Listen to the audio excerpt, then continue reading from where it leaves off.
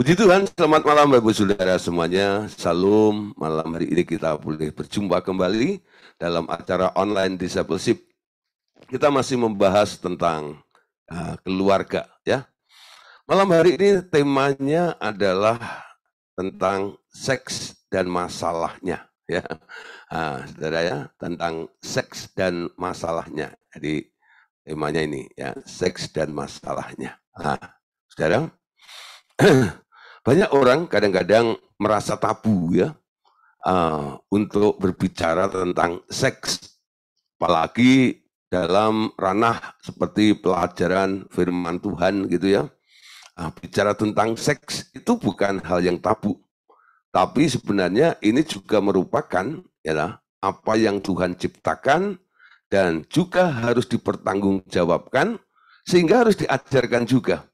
Jadi gereja-gereja Tuhan yang nggak mengajarkan tentang seks ya. Nah ini nanti kalau ada pelanggaran atau kesalahan-kesalahan yang terjadi dalam hal seks seperti ini, nah nanti yang disalahkan adalah gereja Tuhan itu sendiri ya. Padahal Tuhan memberikan organ seks khususnya dalam kehidupan manusia ini ada fungsinya dan juga harus dipertanggungjawabkan. Jadi boleh dikatakan seks itu bukan tabu, tapi seks itu adalah hal yang kudus, ya. Apa yang diciptakan Allah dipandang kudus oleh Allah. Amin. Nah, kenapa? Sekarang kalau kita bicara ada istilah seks gitu ya, kata seks itu selalu konotasinya itu diarahkan kepada hal yang negatif ya. Nah, karena pikiran manusia itu sudah rendah. Pikiran manusia itu sudah tercemar ya. Lalu seks itu dihubung-hubungkan dengan nafsu ya. Tapi seks itu adalah kudus. Nah, Saudara, malam hari ini kita akan belajar ya tentang seks dan masalahnya. Ada masalah apa ya di dalam seks itu? Nah, oleh sebab itu kita akan awali dulu dengan tentang hal keperawanan atau virgins ya, keperawanan. Nah, Saudara, Anda tahu ya apa itu artinya perawan? Perawan itu masih suci, ya masih murni, belum terjamah. Ya, itu namanya perawan. Ya, keperawanan. Tapi Saudara, kita tahu sekarang ya, di dunia yang sudah rusak ini, walaupun teknologi begitu berkembang, tapi Saudara, ya, orang dunia ini sekarang tak terlalu memperdulikan lagi perkara keperawanan. Dan seperti pada generasi sebelumnya. Karena, kenapa? Karena kasih kebanyakan orang telah menjadi dingin. Sehingga norma-norma yang dahulu dianggap luhur, dianggap mulia, sekarang sudah dianggap kuno. Ya, nah saudara, kalau zaman dahulu, ya orang itu sangat hati-hati ya menjaga keperawanannya. Tapi sekarang di dunia modern ini mereka tak peduli dengan keperawanan itu. Ya, mereka nggak peduli nanti kalau menikah mereka sudah tak perawan lagi, nggak masalah. Bahkan ada orang yang mencari jodoh pun gitu, nggak mempersoalkan tentang masih perawan atau tidak. Ya, yang penting suka, yang penting cantik, yang penting kaya. Ya, walaupun sudah tidak perawan, tidak apa-apa. Tapi saudara, ya, pada zaman dulu, ya, tentang hal keperawanan itu selalu dipertanyakan. Ya, orang tua yang anaknya membawa pasangannya mungkin ya, cowok bawa calon istrinya begitu, nanti ditanya nih setelah itu perempuan itu pulang, gitu, gimana itu? Ya, yang kamu bawa, yang kamu kenalkan kepada kami, ya orang tua kami ini, apakah dia masih perawan atau tidak? Ya, nah, saudara, sebenarnya menikmati ya bukan orang tuanya ya, yang menikmati kan sebenarnya kan si orang itu sendiri ya, si anak itu. Tapi kenapa orang tua itu mempersoalkan tentang keperawanan daripada si calon mantunya tadi ini? Karena kalau dia masih perawan, artinya dia bisa menjaga kekudusan. Dia bisa menjaga kesucian. Nah, sekarang tentang hal kekudusan, kesucian ini sudah tidak lagi ya dipertahankan. ya, atau dijaga. Yang penting happy sekarang ini ya. Yang penting happy. Sehingga sekarang terjadi ya free sex, pergaulan bebas dan sebagainya itu dianggap hal yang wajar seperti itu ya. Nah, Bapak Ibu Saudara, sekarang ya Tuhan mempersoalkan tentang keperawanan ini. Hal keperawanan ini harus dijaga ya, dijaga. Kalau tidak ada konsekuensinya yang akan terjadi di belakang kemudian hari ya. Nah, Saudara, tadi dikatakan karena kasih itu sudah menjadi dingin ya. Jadi muncullah kedurhakaan sehingga mereka meninggalkan norma-norma yang telah ditetapkan oleh Allah di dalam setiap kehidupan umat manusia ini. Yuk kita lihat dulu ya, untuk mendasarinya dalam ayat Matius 24 ayat yang ke-12. Tuhan Yesus pernah berkata begini, dalam Matius 24 ayat 12, dan karena makin bertambahnya kedurhakaan, maka kasih kebanyakan orang akan menjadi dingin. Ya, nah, Saudara, ini timbal baliknya ada. Karena kasih sudah menjadi dingin, muncul kedurhakaan. Karena durhaka, kasih juga semakin menjadi dingin. Nah, kita sebagai orang rohani, anak-anak Allah, kita harus back to the Bible ya, kembali kepada firman. Ya, kalau Tukul bilang kembali ke laptop ya. Tapi kita sebagai anak Allah, kita kembali kepada firman ya. Dalam aturan perkawinan, seorang imam yang kudus ada persyaratan bahwa seorang imam hanya boleh menikah dengan seorang perempuan yang masih perawan. Ini aturan yang dibuat oleh Tuhan. Ya, standar firman-Nya seperti itu. Kita baca ya dalam Imamat pasal 21 ayat 1, ayat 7 dan ayat yang ke-9. Ya, nanti baca sendiri secara komplit, terlalu panjang. Tadi maka saya lompat ayat 1, 7 dan ayat yang ke-9. Ya, ayat 1-nya berkata, Tuhan berfirman kepada Musa, berbicaralah kepada para imam, anak-anak Harun. Jadi, pada waktu Allah memimpin bangsa Israel, Tuhan berpesan kepada bangsa ini khususnya ya berkata kepada Musa, disuruh berbicara kepada para imam, yakni anak-anaknya Harun. Ayat yang ke-7, janganlah mereka mengambil seorang perempuan sundal atau perempuan yang sudah dirusak kesuciannya, atau seorang perempuan yang telah diceraikan oleh suaminya, karena imam itu kudus bagi Allah. Ya, nah, ayat berikutnya, ayat 9, dikatakan, apabila anak perempuan seorang imam membiarkan kehormatannya dilanggar dengan bersundal, maka ia melanggar kekudusan ayahnya dan ia harus dibakar dengan api. Wow, kejam ya, tegas banget di sini. Jadi Tuhan itu berfirman kepada Musa. Musa bilang sama kakakmu itu, sama kokomu itu, koko Harun ya, bilang sama pasukanmu, anak-anakmu, yaitu pasukan imam. Ya, nah, apa yang dipesankan oleh Tuhan tentang hal pernikahan? Kalau ada yang menikah, mengambil seorang perempuan untuk dijadikan sebagai istrinya, harus dicek betul itu. Jangan perempuan sundal, ya, atau perempuan yang sudah dirusak kesuciannya, alias tidak perawan. Kenapa, saudara? Karena ini khusus untuk suku Lewi, ya, suku imam.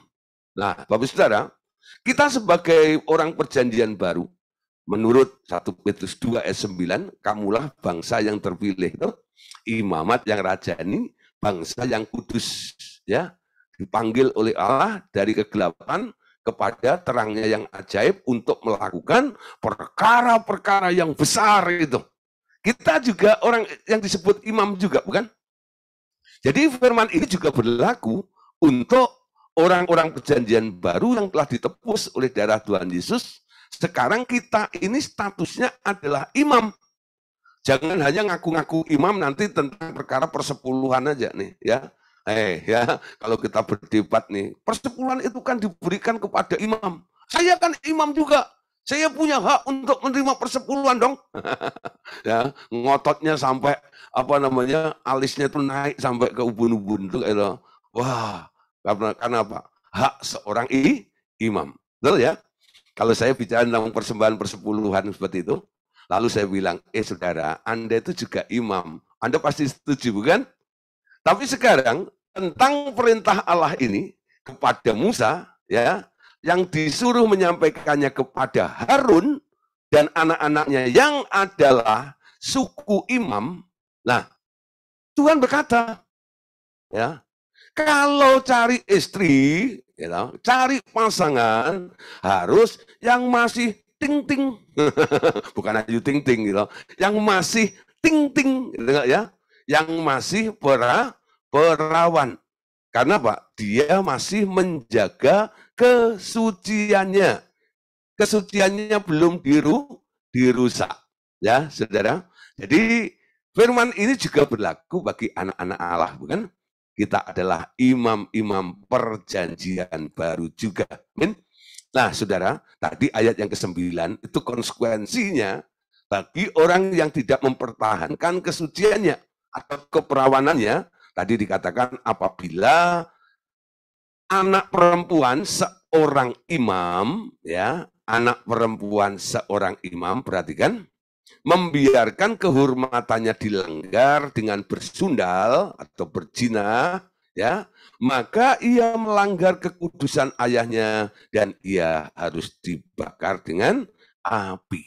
Nah, saudara, Allah sangat peduli dengan keperawanan ini. Kenapa?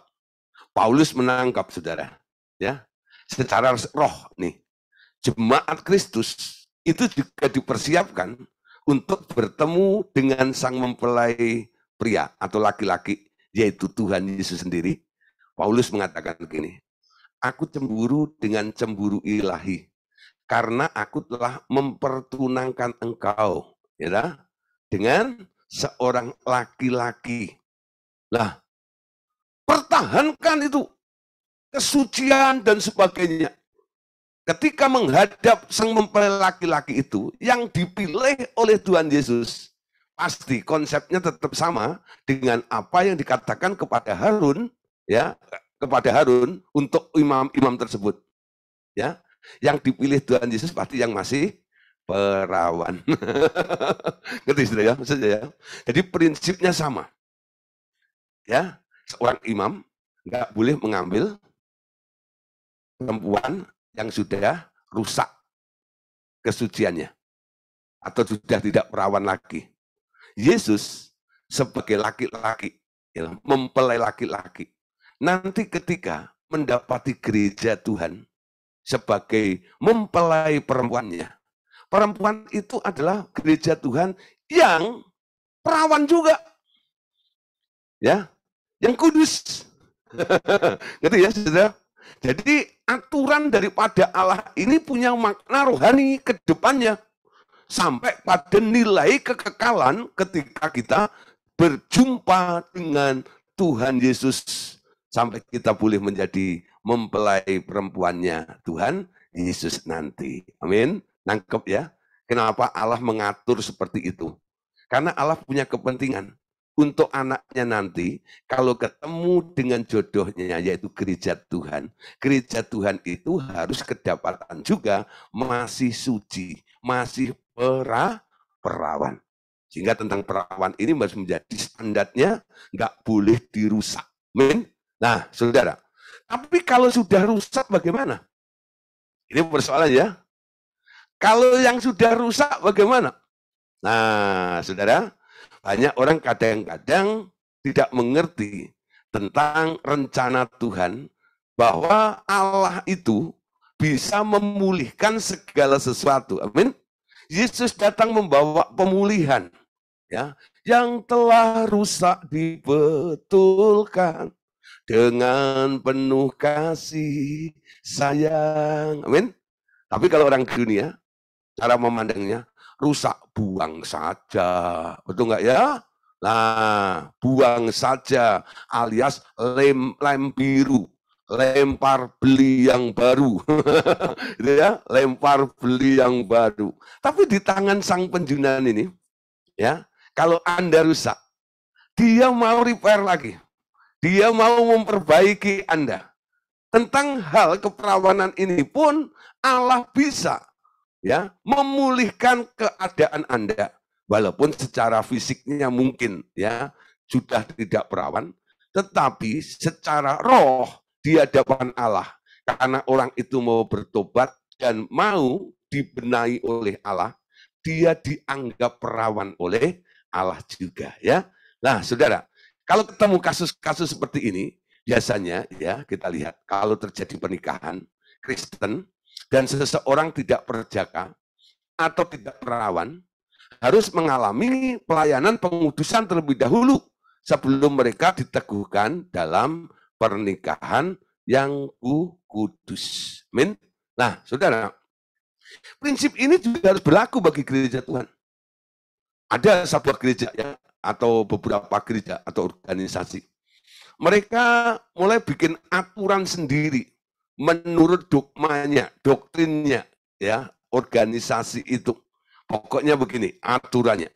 Kalau pasangan itu sudah tidak perawan dan sudah tidak perjaka, mereka bersikeras berkata, mereka tidak boleh diberkati.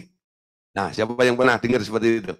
Ya, kalau sudah tidak berjaka, sudah tidak perawan, mereka tidak punya hak untuk diberkati. Ya, itu kebanyakan gereja-gereja Tuhan punya aturan baku seperti itu. Saudara, orang yang hidup membangun sebuah rumah tangga tanpa adanya berkat daripada Allah, sepanjang perkawinan mereka tak pernah ada berkat daripada Allah, betul? Nah, apa yang terjadi? Mereka nggak pernah merasakan campur tangan Allah dalam kehidupan mereka. Mereka akan terus berjuang di dalam kutuk pejinahan itu. Dan itu nanti akan diwariskan kepada anak-anak dan cucu-cucunya. Jadi kalau bapaknya itu pernah mencuri start, ya, nah sudah nggak perawan dan nggak perjaka lagi dalam pernikahannya, nah nanti bisa juga menurun kepada anaknya. Nanti anaknya juga sama, cucunya juga sama. Dan terus, nggak pernah ada selesainya. Nah, Saudara, di dalam Tuhan nggak seperti itu. Amin. Nah, ini kabar baiknya ya. Jadi sekarang harus dipertimbangkan kembali. Ada nih satu kelompok ya. Dulu saya pertama kali nggak mengerti, tapi satu kali saya itu melihat ada pemberkatan nikah di sebuah gereja. Lalu saya tanya, waktu itu saya masih remaja, tanya kepada bapak saya itu pendeta, menghadiri pernikahan ya dari orang lain di gereja yang lain, temannya bapak saya itu. Nah, anehnya begini, yang perempuan itu cadarnya tidak menutupi mukanya. Cadarnya sudah dibuka ya, lalu ditarik ke atas ke rambutnya seperti itu ya. Nah, padahal fungsi cadar itu kan untuk menutup mukanya ya. Itu yang menjadi pertanyaan saya. Lalu saya tanya kepada bapak saya yang adalah pendeta. Saya bilang, Pak, kenapa itu cadar kok nggak ditutupkan di mukanya? Apakah kepanasan, apakah lupa, dan sebagainya. Lalu bapak saya menjelaskan, ya, ini aturan. Ya. Biasanya, ya, pasangan khususnya pengantin perempuan yang sudah tidak perawan, ya, mereka nggak boleh mengenakan cadarnya itu, ya, mengenakan cadarnya. Nah, yang boleh mengenakan cadarnya itu mereka yang masih suci, yang masih perawan, yang masih kudus dan sebagainya. Harus saya ngomong, oh gitu ya, ya. Nah, sudah ternyata, gitu, setelah saya menjadi hamba Tuhan, mengerti, sudah ada prinsip lagi bahwa Mereka yang sudah melanggar kesucian ini nggak punya hak untuk diberkati. Walaupun kelihatannya mereka melakukan pernikahan kudus di dalam gereja, tapi istilahnya bukan menerima berkat, tapi sekedar didoakan tok. Ya. Itu juga membuat saya bingung juga. Doa itu kan berkat juga ya. Nah, saudara, tapi beda katanya. Ya. Kalau mereka yang masih perawan, mereka itu punya hak untuk diberkati. Tapi yang sudah tidak perawan, mereka tidak punya hak untuk diberkati, tapi hanya didoakan saja. Ya, ribet, saudara. Ya. Nah, setelah kami saya masuk ke RTM ini, saya mengerti, ya, ada satu hal bahwa Tuhan bisa melakukan pelayanan total. Amin. Makanya kita ada di wadah namanya Revival Total Ministry. Apa arti total itu? Segala sesuatu bisa dipulihkan di dalam Yesus. Amin. Nah, catatan dosa aja bisa dihapuskan. Masa lalu itu juga bisa dihapuskan. Semua perkara-perkara kesalahan yang pernah dibuat oleh manusia itu bisa diklarifikasi ya dengan jaminan darah Tuhan Yesus. Amin. Dengan darah Tuhan Yesus itu ada pengampunan, di dalam darah Tuhan Yesus itu ada kuasa juga untuk mentahirkan, untuk menyucikan kembali. Amin. Nah, yang sudah tidak suci bisa disucikan dengan doa, dilayani pelepasan asal orang itu mau, ya, dan dibasuh dengan darah Tuhan Yesus. Amin. Nah, saudara, pengertian ini harus mulai ya, dimengerti oleh banyak para pemimpin gereja harusnya, ya, bahwa orang yang menikah tanpa diberkati, mereka nggak pernah mengalami blessing daripada Allah. Mereka hanya didoakin sebagai syarat saja sebagai orang Kristen. Tapi dalam pernikahannya tak pernah ada berkat daripada Allah.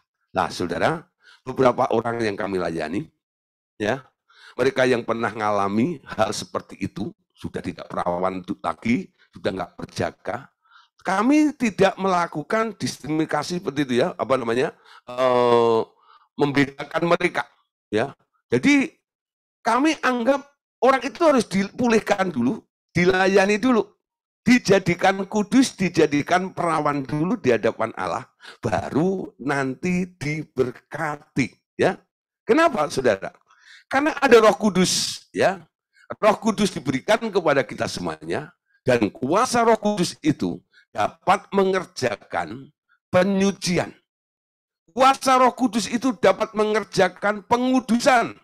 Lebih dari upacara pentahiran di dalam perjanjian lama. Amin. Jadi Roh Kudus bisa mentahirkan. Roh Kudus kuasanya bisa menyucikan. Jadi kalau orang itu kita kuduskan, kita sucikan, ya, kita tahirkan, dia jadi kudus lagi di hadapan Allah. Amin. Walaupun sebelumnya dia cemar. Walaupun sebelumnya dia sudah tidak perawan lagi, ya. Yesaya 1 ayat 18.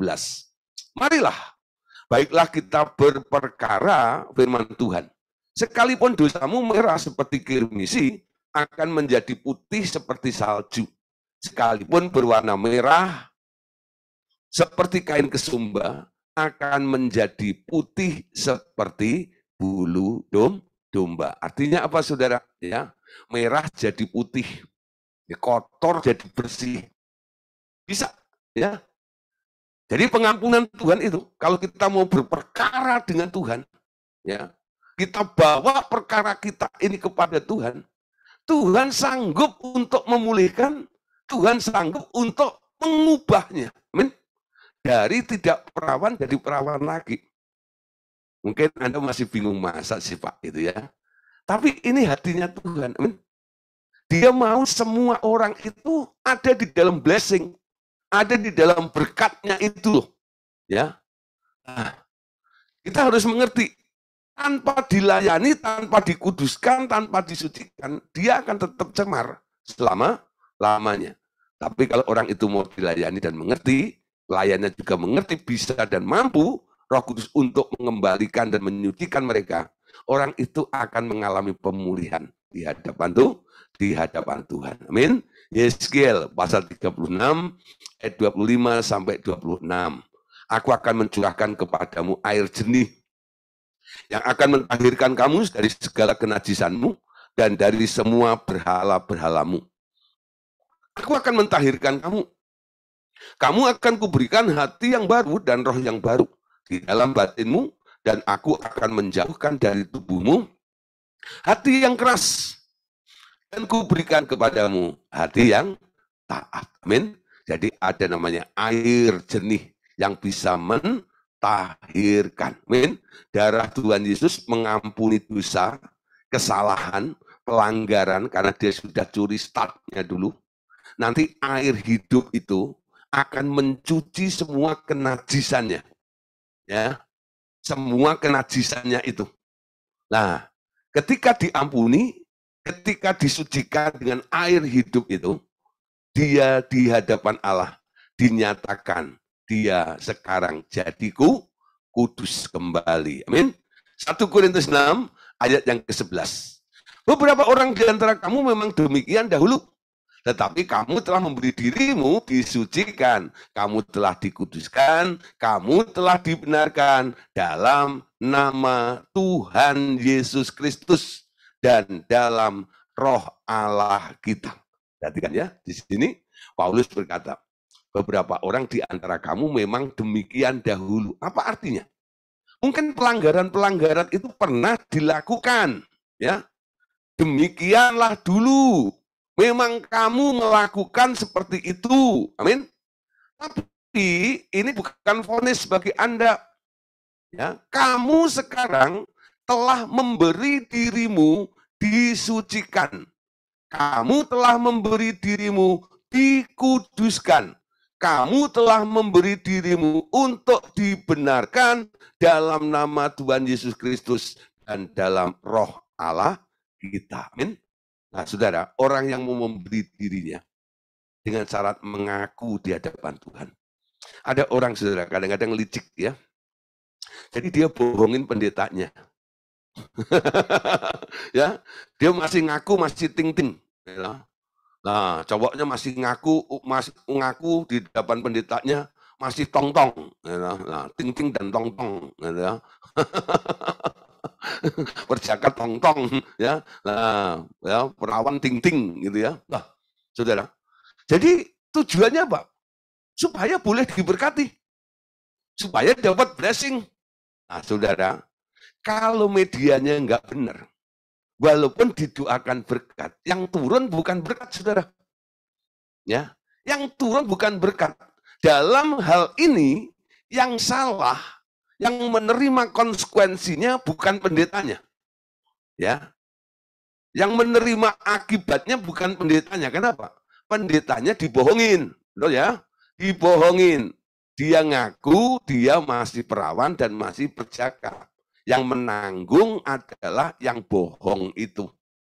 Walaupun pendetanya berkata, ya loh, dengan otoritas daripada Allah Bapa, Tuhan Yesus dan Roh Kudus, hari ini aku menikahkan engkau, terimalah berkat yang terbaik, yang terbesar, yang terindah, yang termulia dari Allah Bapa, Tuhan Yesus, dan Roh Kudus. Walaupun doanya sesempurna seperti itu, ya, tapi yang mengalir bukan blessing. Ya, bukan blessing. Kenapa? Karena hatinya nggak tulus. Ya, orang itu bohong. Nah, saudara, mending Anda ngaku di hadapan pendeta itu.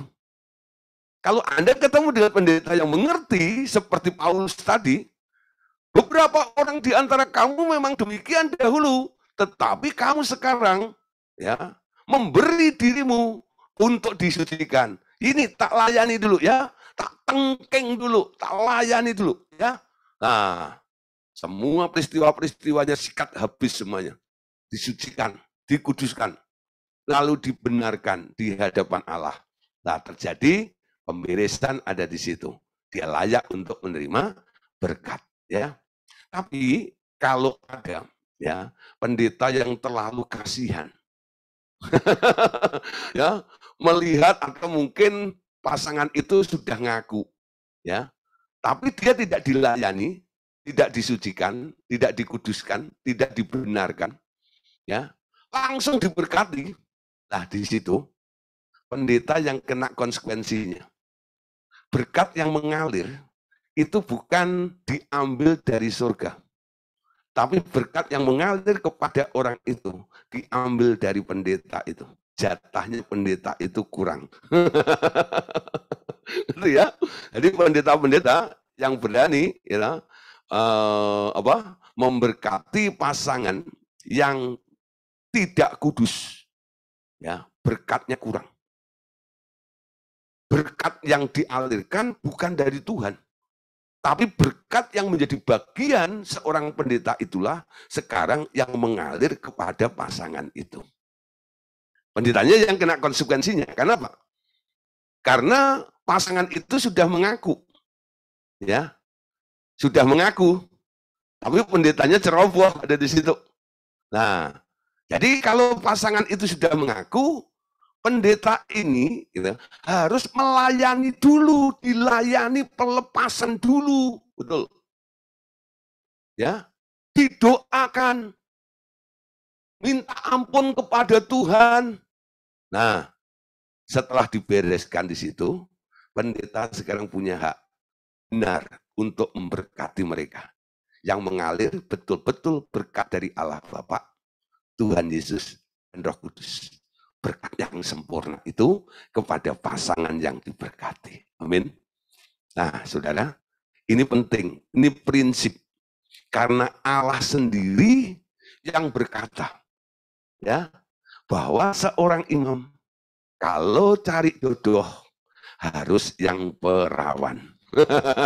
Ya, yang perawan. Hal keperawanan ini harus dijaga karena ini hal yang menjadi prinsip bagi Allah. Ya, nanti mengacu kepada pernikahan gereja dengan Tuhan Yesus. Sekarang kita boleh, ya, kalau Anda mau jadi istrinya Tuhan Yesus, Anda tahu sekarang. Enggak semua orang Kristen nanti boleh menjadi istrinya Yesus loh. Walaupun hari ini Anda sudah diberitahu, ya, dikotbahin oleh pendeta Anda, saudara, nanti kita akan menikah dengan Tuhan Yesus. Ya, harapannya seperti itu.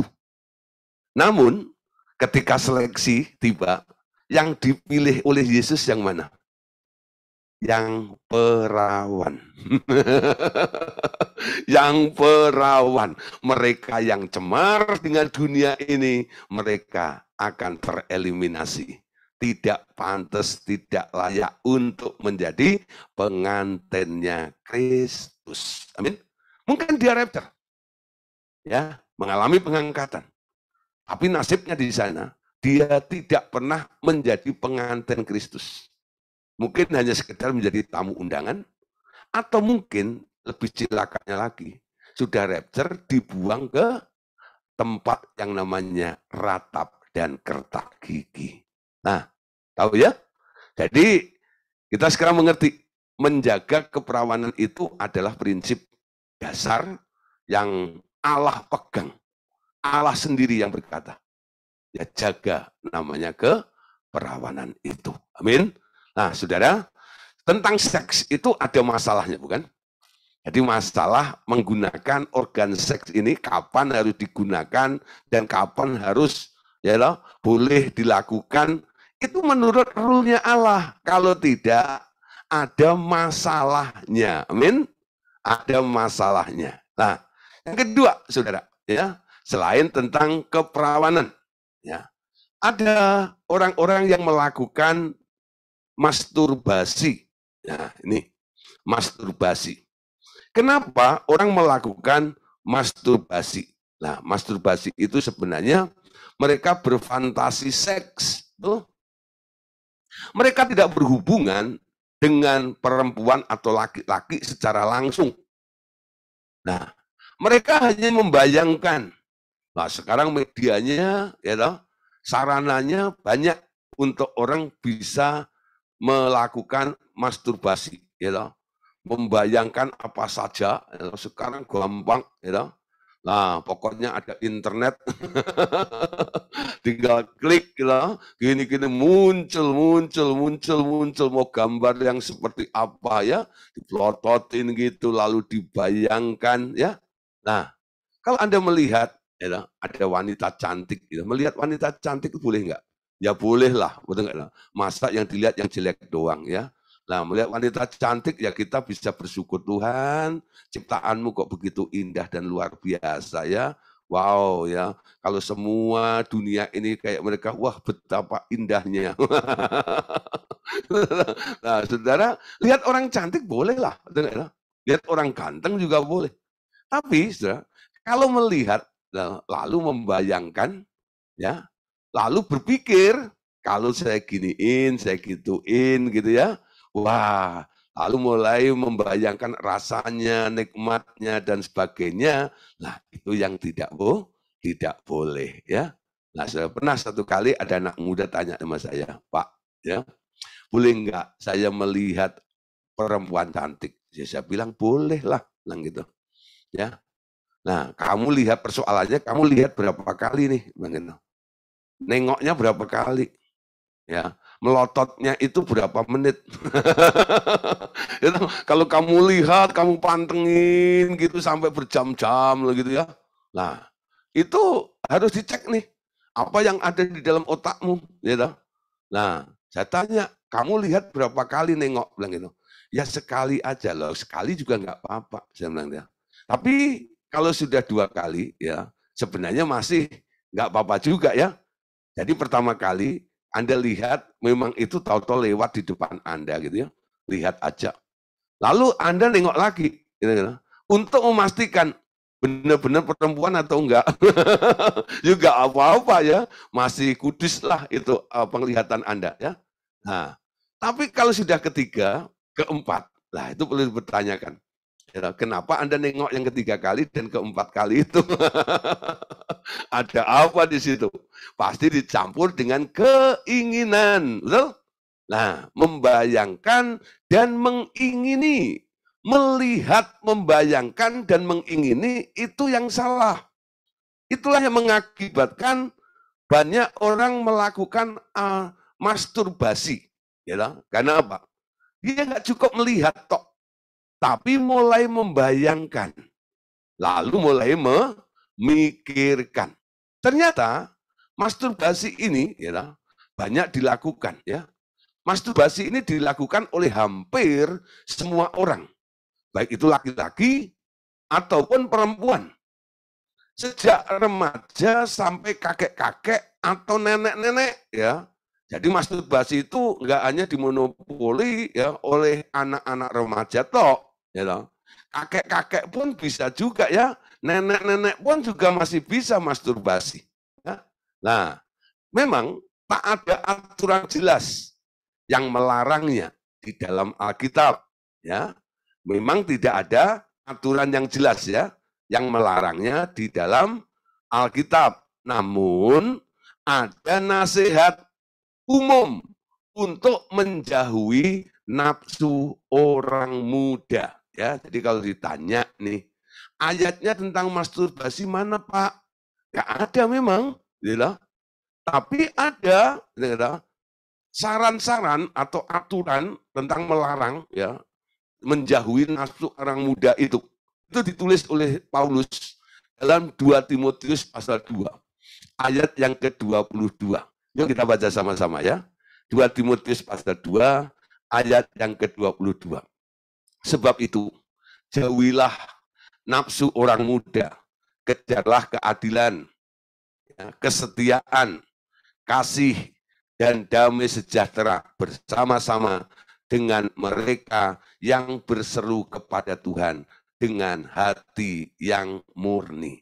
Di sini ada kata nafsu orang muda ya. Nah, makanya itu Om Roma Irama itu bikin lagu judulnya Darah Muda. Darahnya para remaja ya. Nah, keinginan yang bergejolak, betul? Nah, itu biasanya ada di dalam diri anak-anak muda itu. rasa ingin tahu lebih gitu ya. Nah, itu ada di situ ya, pengen mencoba itu ya, keinginan atau nafsu daripada anak-anak muda seperti itu.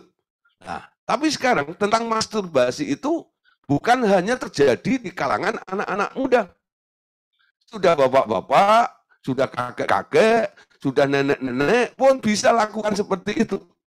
Anda kalau melihat di medsos ya, kadang-kadang ada ya kakek-kakek sudah umur 90 tahun ya. Ternyata dia melecehkan anak yang masih 8 tahun. Bayangin sudah, beda umurnya aja 81 tahun tuh. 82 tahun. 90 tahun melecehkan anak umur 8 tahun. Enggak ya?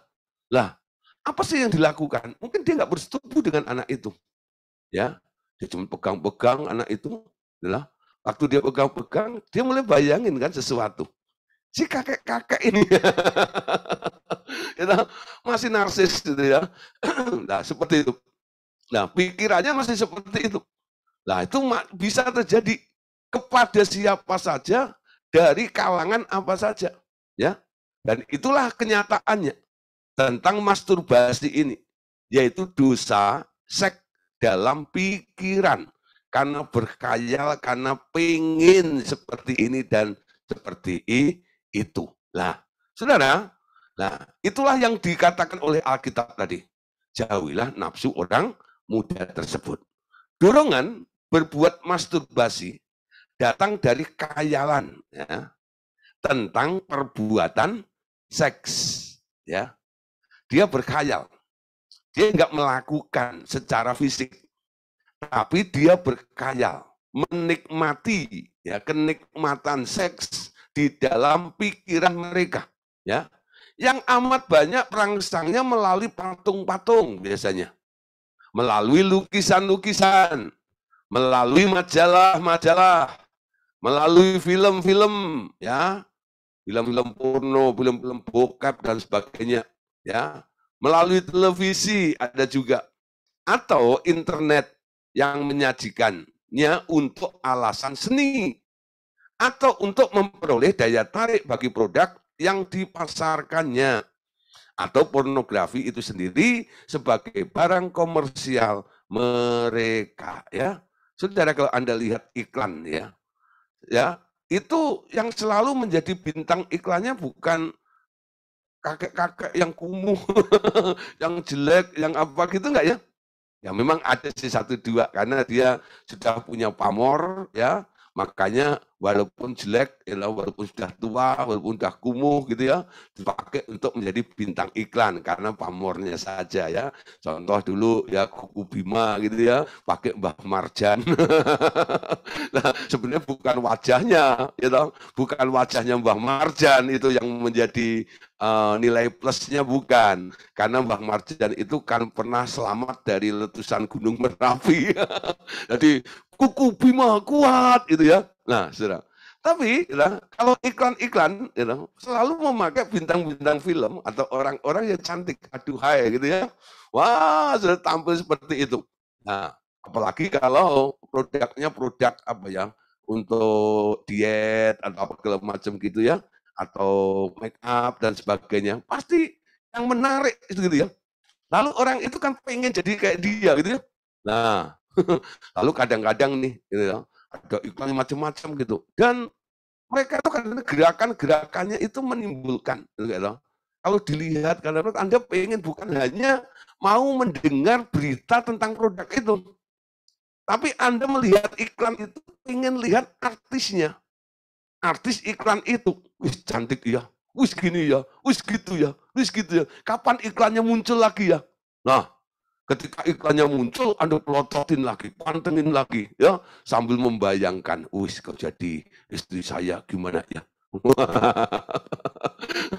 Lalu mulai berpikir, berandai-andai seperti itu, ya. Jadi sekarang fasilitas untuk orang ya masturbasi itu ada di mana-mana, ya, gampang ya seperti itu untuk merangsang orang melakukan masturbasi tersebut. Nah, apa-apa yang dilakukan di dalam pikiran seseorang, walaupun itu tidak dilakukan secara fisik, tetapi sudah merupakan ini ya, perbuatan di alam roh. Biasanya tak ada masturbasi tanpa khayal tentang perbuatan seks. Perbuatan ini cenderung mengikat, ya. Perbuatan ini cenderung mengikat menjadi kebiasaan terus menerus, ya, terus menerus. Nah, saudara, kita perhatikan di sini, ya. Jadi mereka nggak melakukan dalam fisik mereka, ya, dan itu terus mencengkram, ya, kayak candu, gitu ya. Nah, kayak candu seperti itu. Nanti bayangin apa lagi, ya, supaya lebih nikmat lagi, gitu ya. Tujuannya adalah kenikmatan nafsu orang muda tadi itu loh. Nah, itulah yang terjadi, ya. Jadi baik laki-laki maupun perempuan, tua, muda, ya, mereka punya kesempatan untuk melakukan masturbasi tersebut, ya. Nah, saudara, bagaimana menangani orang-orang yang punya kebiasaan sudah terikat dengan pikiran-pikiran masturbasi tersebut atau penyalahgunaan seks ini? Pelayanan pelepasan dan penghapusan memori yang berisi gambar-gambar cabul yang dikerjakan oleh Roh Kudus akan membebaskan mereka yang terikat dalam kebiasaan ini, ya. Nah, berapa kali ada beberapa orang yang mengaku dan minta untuk dilayani karena mereka jatuh di dalam dosa masturbasi ini, ya. Lalu dia ceritakan, lalu saya coba korek, siapa aja yang kamu bayangin? Wah, disebutin saudara, ya, para selebritis yang wah gini-gini, ya. Nah, terus gimana cara kamu bayanginnya? Oh, sekarang gampang Pak. Gitu. Saya cari aja di internet, saya klik aja namanya, ya, saya tulis aja namanya situ, muncul semuanya Pak. Baik itu gambar tok ataupun videonya. Oh gitu. Terus ya udah, saya pilih aja Pak gambarnya yang mana gitu. Nah, kalau yang itu yang menarik dan membuat saya puas, ya itulah yang saya pantengin. Ya, mau saya bayangin gini dan gitu segala macam. Oh, gitu ya. Nah, sekarang tahu nggak apa yang kamu lihat, apa yang kamu bayangkan dan kamu nikmati itu sekarang bersarang di dalam pikiranmu. Tepatnya ada di dalam memorimu. Ya. Dan kadang-kadang itu muncul di bawah alam sadar dia. Bisa mimpi, ke bawah mimpi dari apa yang dibayangkan tadi itu. Ya, mimpi, gitu. Nah, sampai ada istilah mimpi basah, gitu. Ya. Nah, bisa terjadi. Kenapa? Karena dia bermimpi ketemu dengan idolanya atau gambar yang dilihat tadi itu, ya entah itu artis atau apapun juga, lalu dia seolah-olah dalam mimpi ini melakukan hal-hal seperti suami istri, gitu ya. Karena kebawa dan itu sudah ada di rekaman sini ini, tanpa dia harus melihat gambarnya lagi. Ya, apa yang Anda lihat itu seperti fotokopi gitu, scan gitu ya. Nah, itu hasil scan-nya kan ada di dalam memori, betul? Kalau Anda scan gambar gitu ya, selesai Anda klik scan gitu ya. Nah, hasil scan-nya ada di dalam memori, betul? Dalam memori. Nah, di memori HP Anda atau laptop Anda, atau alat scan Anda itu, sekarang tersimpan gambar yang Anda scan tadi itu. Sama, ketika orang mau membayangkan sesuatu itu, sekarang semua yang Anda bayangkan itu sekarang ada di dalam memori Anda ini. Wah, ternyata di dalam memori seseorang itu, kalau dibedah lapis demi lapis, saudara, Dalam pelayanan tuh kadang-kadang kan saya melayani lapis demi lapis ya. Sudah diangkat gambar ini, muncul gambar yang lain. Kenapa? Terlalu banyak gambar yang pernah dinikmati, yang pernah di-scan, ya, sehingga ngumpul di dalam memori orang itu. Nah, sebagai hamba Tuhan, ya kalau Anda melayani orang-orang yang terikat dengan masturbasi, gaya khayal seks seperti itu, yang kita lakukan apa? Kita lakukan penghapusan memori. Ya, kadang-kadang saya pegang, ya memori itu otak di belakang nih ya. Saya usap gitu sambil saya berkata, dalam nama Tuhan Yesus, aku hapus semua rekaman-rekaman buruk, gambar-gambar yang pernah di-scan, yang masuk dari mata, ya, yang pernah dia lihat, nikmati, dibayangkan, ya, lalu dinikmati, dirasakan dan sebagainya. Nah, aku hapus dari memorinya, lapis demi lapis, dalam nama Tuhan Yesus. Ayo lenyap, lenyap, lenyap, lenyap. Dalam nama Tuhan Yesus, lenyap, lenyap, lenyap, lenyap. Karena tumpukannya banyak, saudara. Kadang-kadang saya ngomong gitu sampai ulang-ulang 15, 20 kali, 25 kali. Ya. Karena setiap penghapusan itu kadang-kadang hanya satu lapis, satu lapis, satu lapis. Nah, saudara kalau sudah saya lakukan begitu, kok belum habis-habis ya. Kadang-kadang saya sudah kekurangan waktu, saya bilang gini, ya. Mari Roh Kudus bongkar sampai akar-akarnya, gitu. Cabut sampai habis semua total, resik kudus di gudang dalam nama Tuhan Yesus. Gitu. Praktisnya, gitu. Nah, saudara, mungkin Roh Kudus bisa melakukan seperti itu, ya. Tapi kesadaran, pengalaman dari orang berapa kali memasukkannya, kalau dia tidak dilakukan, ya, dengan jumlah yang sama, kadang-kadang orang itu perasaannya itu masih gitu loh. Ya, Petrus menyangkal 3 kali.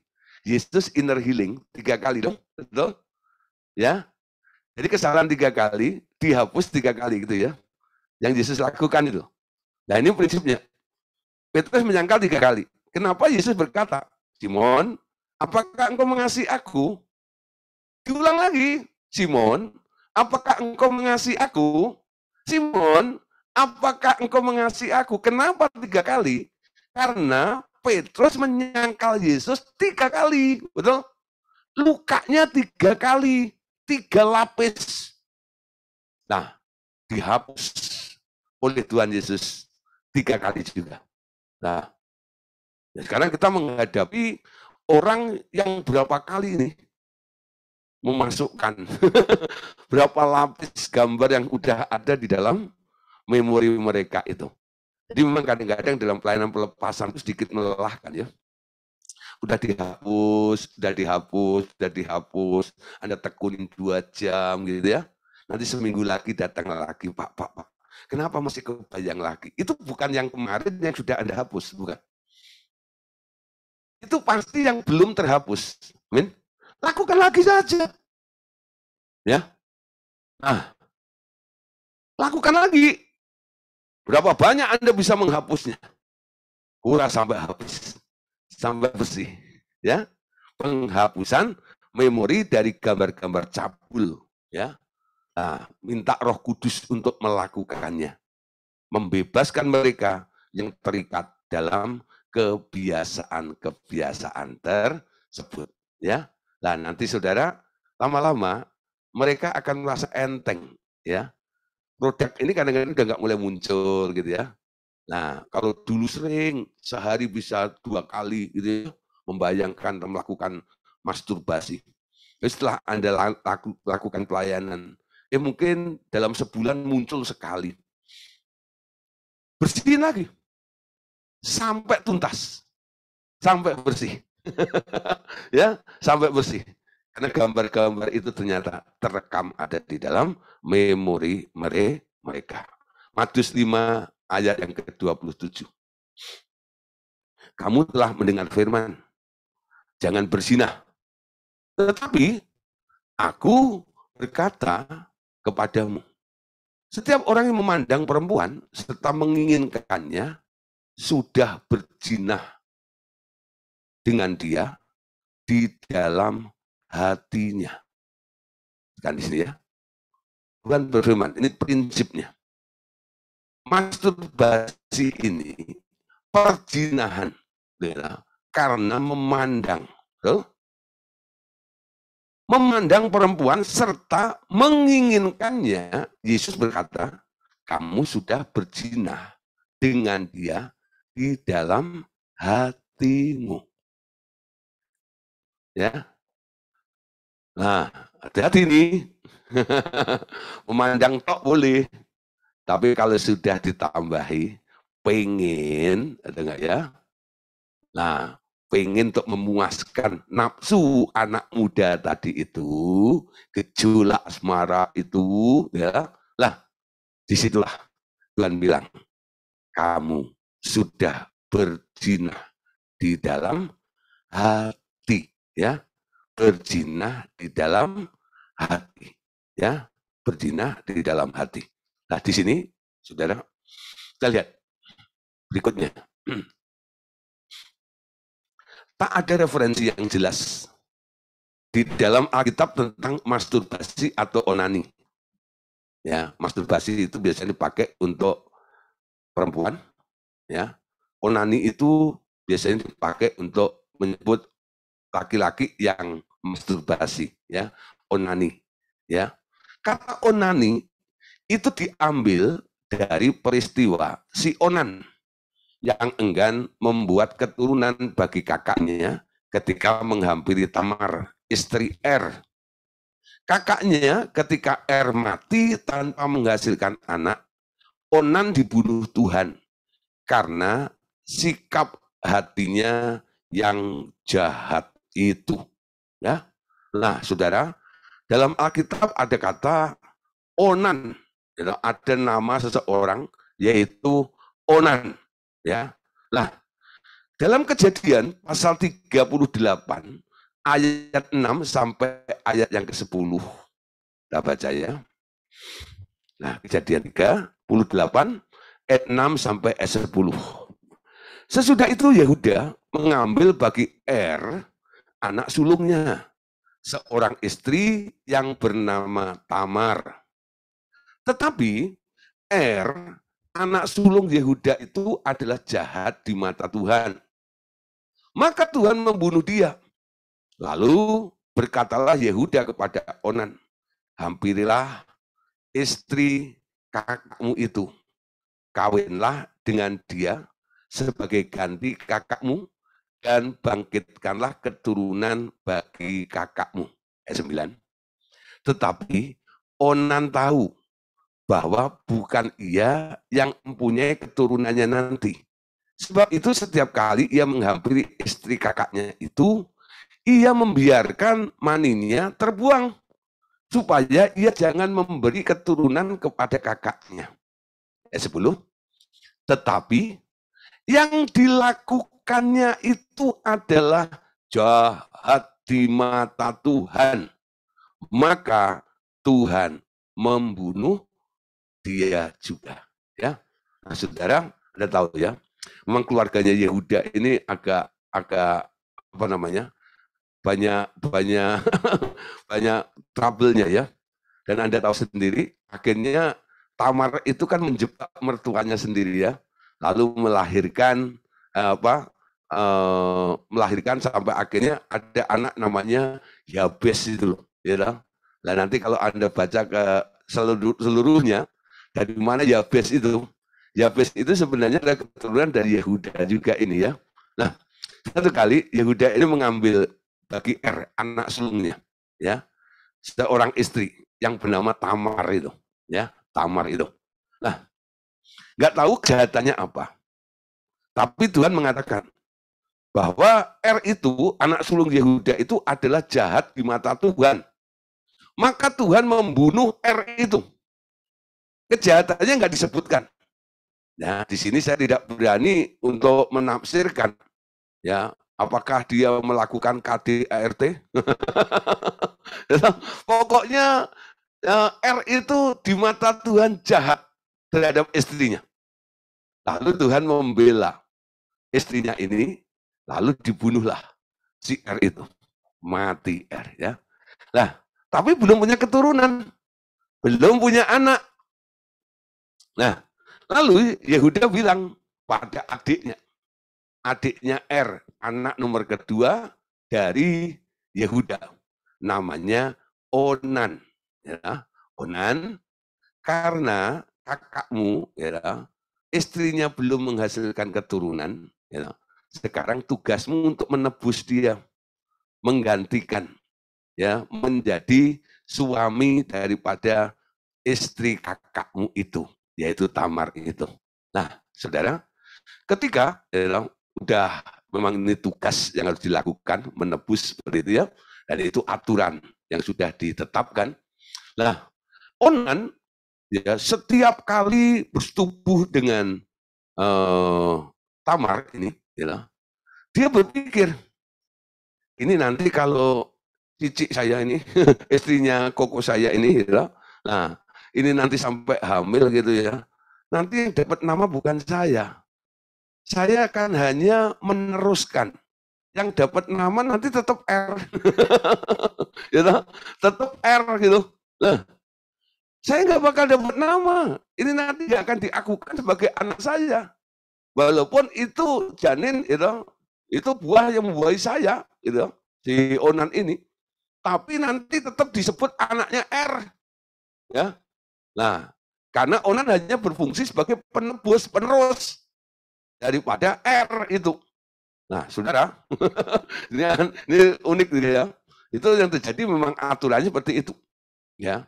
Nah, setiap kali bersetubuh, ya, apa yang dilakukan oleh Onan? Dia membuang maninya keluar sehingga tidak membuahi. Ya.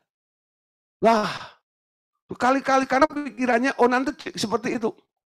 Kalau sampai dia bunting, kalau sampai dia hamil, itu ya, nanti anaknya bukan anak saya, ya lah, ya. Jadi akhirnya apa yang dilakukan oleh Onan itu dipandang jahat oleh Tuhan. Onan akhirnya dibunuh juga oleh Tuhan karena melakukan kejahatan, ya lah. Nah, saudara, ini harus menjadi satu pengertian, ya, yang harus kita tangkap baik-baik, ya, tentang seks, ya, menikmati seks, ya, tanpa tujuan untuk punya anak, itu dosa di hadapan Allah. Ya, camkan baik-baik nih. Menikmati seks tanpa tujuan punya anak, itu jahat di mata Allah.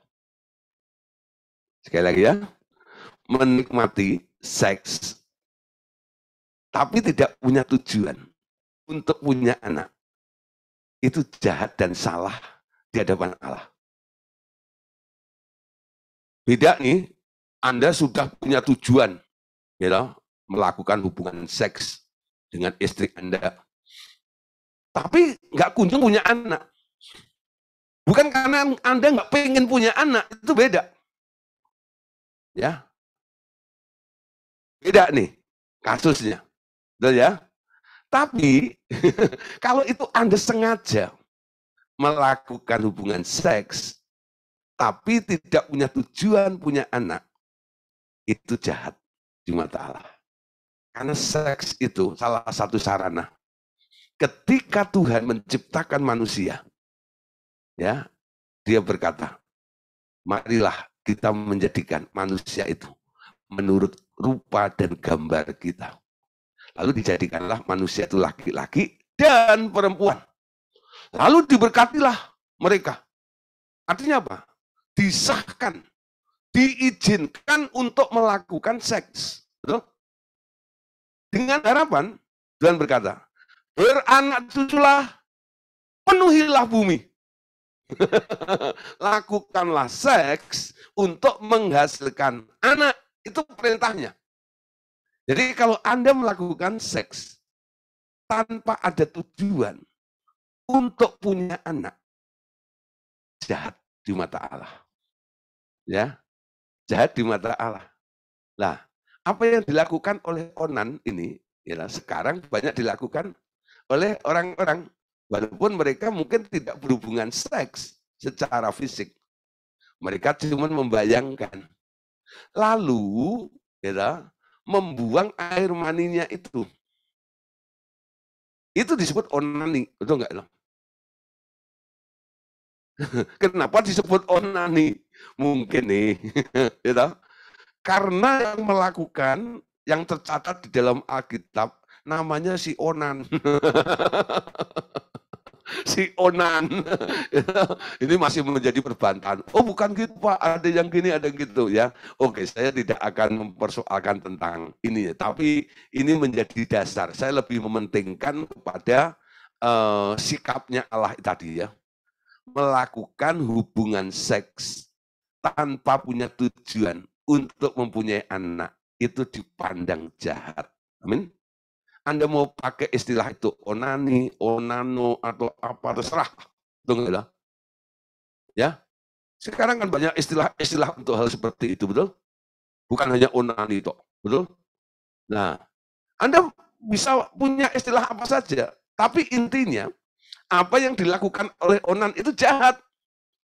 Karena dia membuang air maninya, ya, menikmati seks tanpa punya tujuan untuk mempunyai anak. Jadi itu tidak sesuai dengan rencana Allah memberikan organ seks kepada manusia untuk beranak pinak, untuk beranak cucu. Itu tujuannya. Amin. Nah, Bapak Saudara, malam hari ini kita sampai di sini dulu, ya. Kita membahas tentang permasalahan seks, dua hal, ya. Yang pertama kita bahas tadi tentang masalah keperawanan. Keperawanan itu harus dijaga. Ya, karena ini mengacu kepada nanti gambaran ya kehidupan dari gereja Tuhan yang akan menjadi mempelai Kristus, harus didapati perawan yang harus dijaga. Amin. Nah, yang kedua tentang masturbasi tadi itu. Ya, itu jahat di mata Tuhan. Nasibnya sama seperti onan tadi itu. Karena dia melakukan masturbasi. Amin. Oke, saudara, besok kita akan lanjutkan ya. Besok kita akan membahas tentang hiperseks. Ya, gimana dengan orang-orang yang hiperseks. Nah, ternyata banyak orang merasa bangga. Ya, kalau dia jadi hiperseks. Wow, ya, wah kuat sekali. Nah, nanti kalau ketemu dengan temennya gitu loh, kamu kuat berapa kali, kamu gini-gini, merasa bangga sekali, ya toh? Jadi hiperseks seperti itu.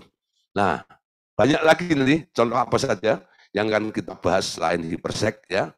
Ada tentang oral seks juga, itu penyalahan, ya, penyimpangan penggunaan tentang seks yang telah Tuhan ciptakan, percayakan kepada manusia. Kenapa oral seks dilarang? Ada, besok akan kita bahas. Ayo Bapak Saudara, ajak teman-teman lain lagi untuk belajar tentang seks ini ya, supaya mereka mengerti untuk dirinya sendiri dan juga bisa diajarkan kepada anak-anaknya nanti. Ya, supaya nanti anak-anak itu tidak akan punya masalah dengan seks itu. Ya, oke, Tuhan Yesus memberkati kita semuanya. Amin.